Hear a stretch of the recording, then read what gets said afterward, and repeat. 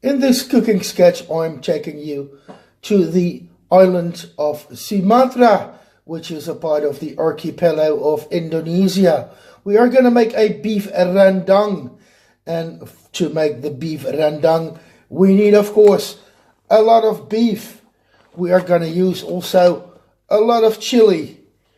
We have some eschalots and some garlic cloves.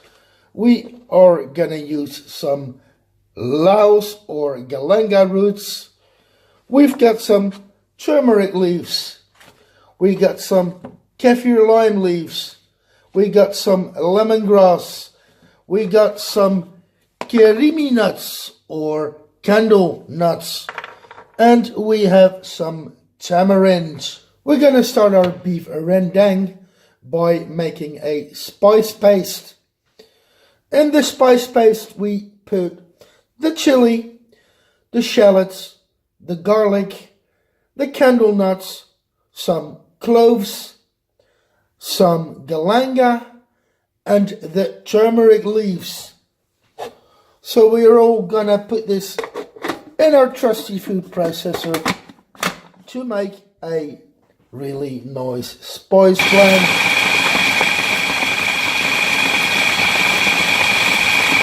And this is what your spice paste should be looking like. Okay, we got our trusty little wok pan screaming hot. We pour in some oil and we put in the spice paste. The spice paste is nicely caramelizing as it should.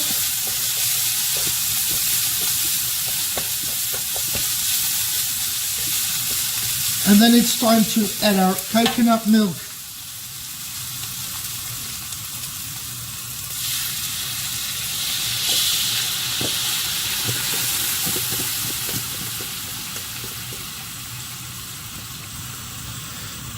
We are going to add 1.8 liters of coconut milk, so that's almost 2 liters of coconut milk to go into this beef rendang. And of course, at the end, all the coconut milk will have been cooked out, will have evaporated.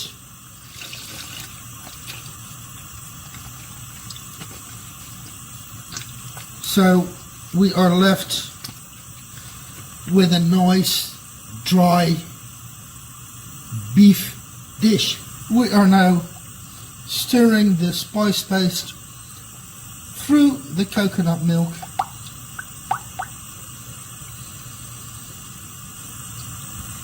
And now it's time to add some other aromatics, the kaffir lime leaves and the lemongrass. I've split the lemongrass in half, not completely to the end, because the lemongrass and the lime leaves are the only thing that we actually have to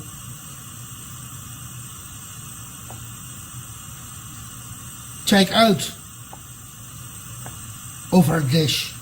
The rest will nicely be incorporated.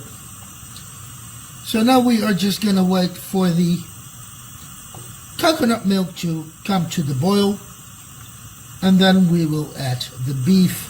The coconut milk has come up to a boil, and now we add 1 teaspoon of tamarind, which will of course give it a nice tangy flavor. And after we stirred in the tamarind, it's time to add the beef.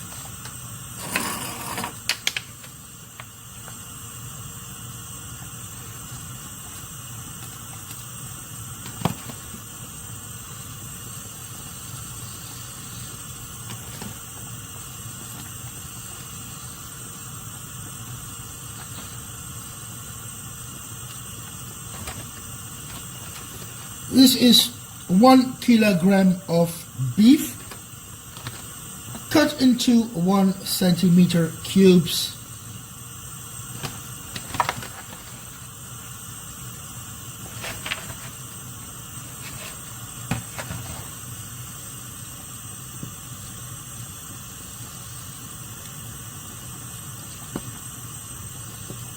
And we stir the beef in.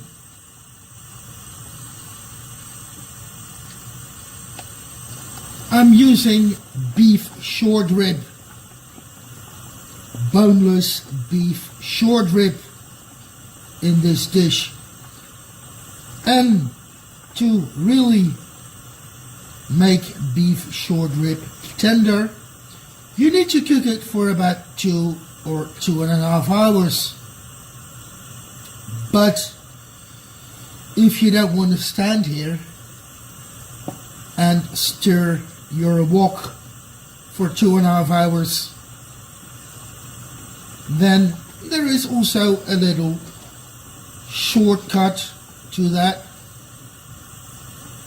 So the beef short rib should be stewing for about 2 or 2.5 hours to become nice and tender. But I've got a little trick. I'm gonna use the oven.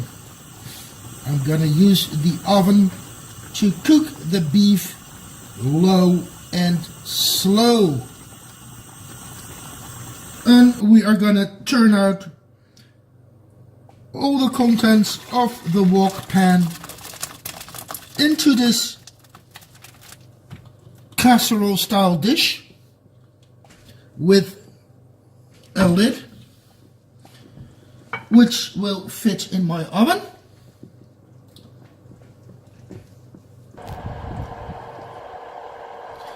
I've set the oven to 85 degrees centigrade. That is about 190 degrees Fahrenheit. And I'm gonna let the rendang cook low and slow for about 2.5 hours. The rendang has been in the oven for 2.5 hours. The beef short ribs are cooked, and we return the rendang to the wok. And as you can see, no liquid has evaporated in the oven, only the beef has been cooked.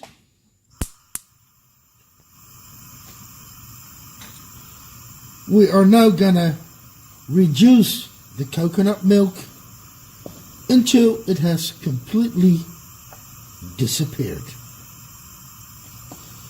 So basically it's a 3-stage cooking process. Stage 1, we saute the spice paste until it becomes fragrant.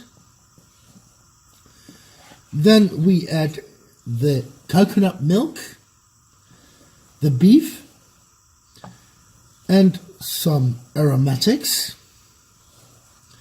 Then we put it in the oven at 85 degrees centigrade or 190 degrees Fahrenheit, and we leave it in there for 2.5 hours to basically cook the beef tender. And then stage 3,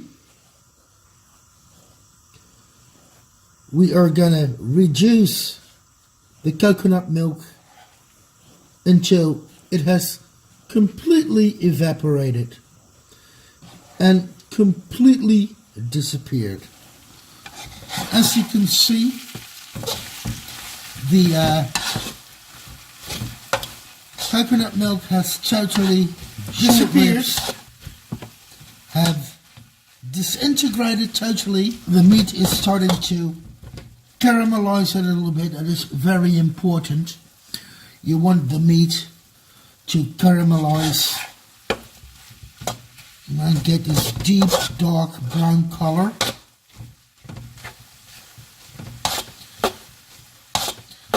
And because all the moisture has cooked out, that means the flavor of the coconut milk, the spice paste, and the aromatics like the lemongrass and the kaffir lime leaf have totally moved into the meat. So the meat has a lovely flavor right now. So this is your rendang. With all Asian food, if you leave it and you store it in your refrigerator and you leave it for about 2 or 3 days, it's even going to taste better.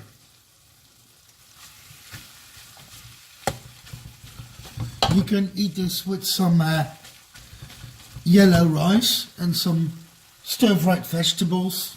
I hope you enjoy.